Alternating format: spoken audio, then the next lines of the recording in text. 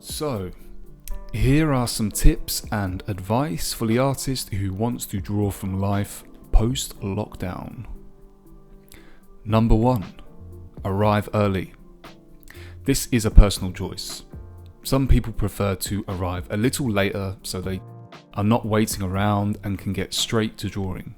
However, if you are one of the few artists who arrive before anybody else, you get to choose exactly where to position yourself in the room, and you also allow yourself more time to get yourself prepared and ready for the session. There have been times where I've arrived with literally just 2 minutes to go before the whole class had started, and I had to rush to get myself set up. But there have been times where I have been one of the first in the room, and I can tell you that arriving early is far better than arriving late.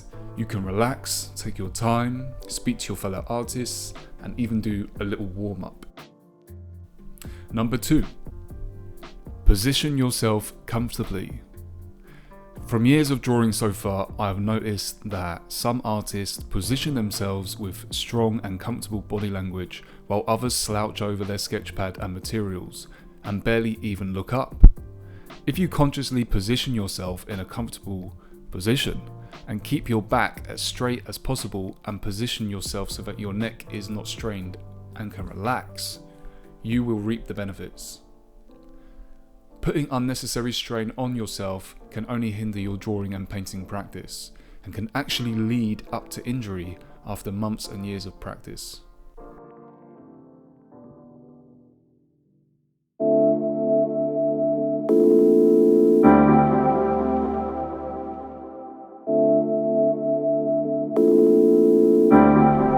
Become aware of your body and its positioning, and you will develop much faster as an artist. And so that you can see both your drawing and the model without having to turn your body or head.